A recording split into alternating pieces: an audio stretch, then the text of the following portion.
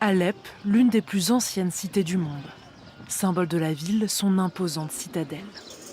Entre 2012 et 2016, la forteresse est devenue une base militaire des soldats du régime de Bachar al-Assad. À ses pieds, la ligne de front avec les forces rebelles.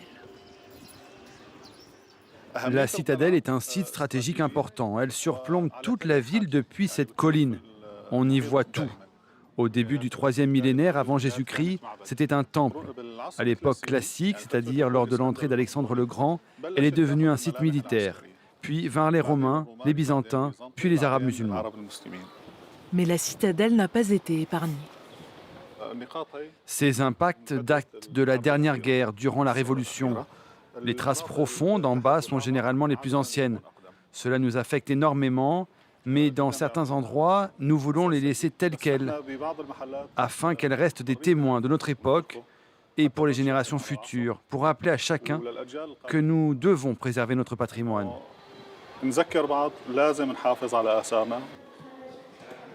Depuis l'hiver dernier, la citadelle a rouvert ses portes au public. Les visiteurs peuvent de nouveau admirer sa ville royale avec son hammam et l'ancien siège du gouvernement. La guerre, mais aussi le séisme de 2023 ont lourdement endommagé ce minaret de la dynastie ayoubide en cours de restauration, l'ancien musée et ce moulin à vent. Je me sens responsable de chaque pierre. Je dois les protéger, les préserver et les mettre en valeur. Les travaux sont financés par des ONG internationales et réalisés par des entreprises turques et syriennes.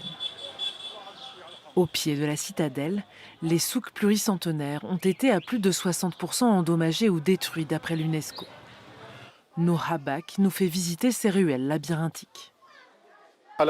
Alep est une capitale économique située sur la route de la soie. Elle abrite l'un des plus anciens souks couvrant une superficie d'environ 15 km. Historiquement, chaque souk était dédié à un métier spécifique, le souk du cuivre ou celui des parfumeurs. Le plus grand marché couvert du monde datant du XIVe siècle, équipé de l'ancêtre de la climatisation. La forme de la coupole permet à l'air chaud de s'accumuler dans les parties supérieures avec un mouvement circulaire permanent qui renouvelle l'air dans les souks.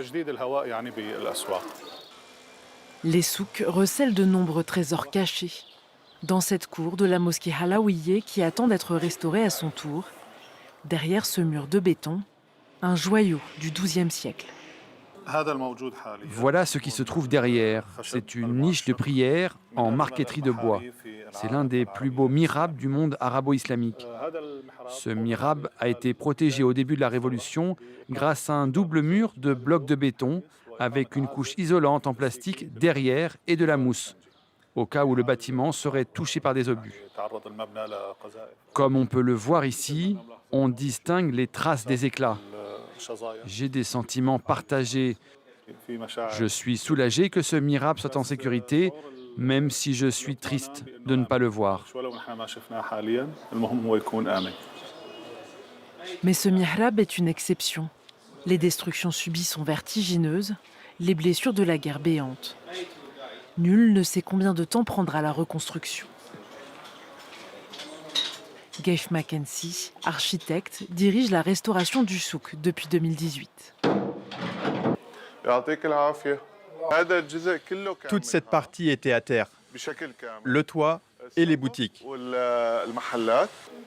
Un chantier qui doit être mené dans le respect de la tradition alépine. Cet outil existe depuis des centaines d'années. S'il y a un coup trop fort, ça peut déformer les pierres. Mon père m'a appris mon métier, on transmet ce savoir-faire d'une génération à l'autre. On prend soin de la pierre pour préserver notre patrimoine. Les anciennes pierres, trop abîmées, serviront d'éléments décoratifs. De nouveaux blocs sont utilisés pour la structure.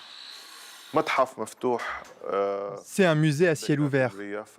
Ce travail n'est pas facile, car nous n'avons pas le droit à l'erreur.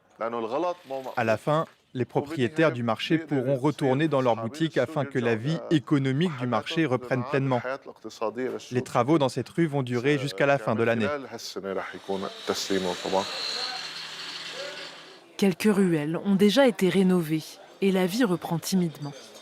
Fadel Assi est revenu après 7 ans d'exil. La boisson à la réglisse fait partie de notre histoire.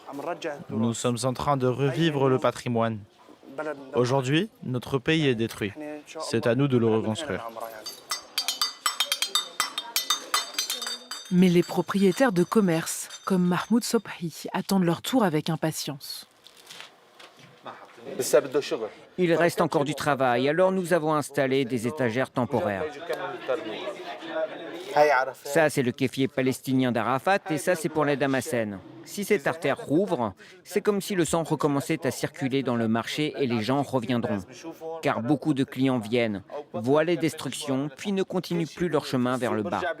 Toute ma vie, je suis resté dans cette boutique. Je ne l'ai jamais quittée. Tout meurt, mais le souk revivra grâce à la population. Reconstruire la Syrie est aujourd'hui un chantier immense qui, d'après la Banque mondiale, coûtera plus de 200 milliards d'euros.